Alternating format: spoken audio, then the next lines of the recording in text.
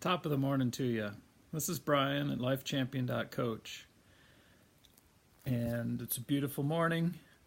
Kids are off to school. My wife's been on a trip to Minnesota this week, and she gets back tomorrow.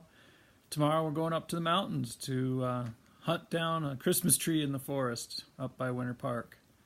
I got an email from Kate Erickson, who hangs out with John Lee Dumas this week, on some of their reflections from Youpreneur Summit over in England, I think. And number one, they had 5 points. Number one, the last one, 5, 4, 3, 2, 1, kind of struck me as something to think about this week, particularly because it's an area that I'm working on right now.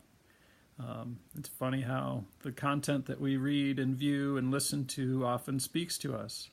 And it was about doing things that don't scale. I'm ready to scale. I'd love to scale my business. I would love to add team members. I would love to help more people. But the world isn't ready for me yet. The world isn't ready for that yet. So I'm in a season, 15, 16 months on my own with my two businesses. And I didn't do enough work at things that don't scale the last 16 months, and I'm really working hard on it right now. Things that don't scale, like going to coffee with a new publisher yesterday for an hour. Things like calling a new customer on the phone that buys a really small product like web hosting or registers a domain name, and talking to them on the phone and making sure that they have everything they need.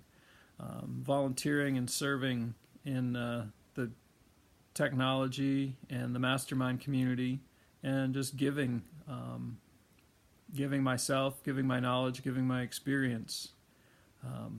That scales a little bit, but it really fits in that category of things that don't scale.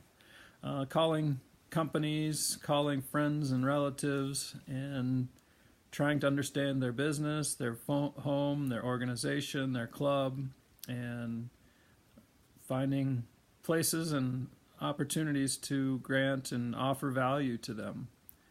Things that don't scale build up your image. They build up who you are. They create that trusted audience, that trusted following. And the reason others can scale when you're starting something new is because they've put in their time and the non-scaling stuff. What happens is, if I do all these things and I provide value and I do this and do that, people don't need as much hand-holding. They don't need as much intimate connection with me, because they already know that me and my company and my business can do what we say we can do.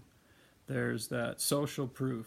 There's the people that I've helped before that post testimonies, give referrals, recommendations, and have the results of the work that I've done with them and for them that speaks volumes to potential new customers and people that come along your way. So if you're in Side Hustle Nation, or you're in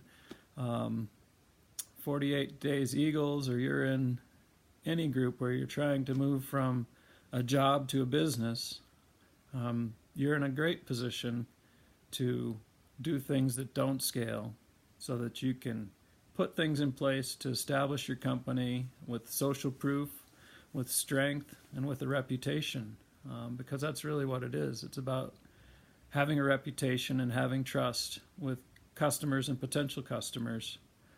And when you have that, it just grows, and it grows on a non-linear scale, as Tom Schwab told me the other day.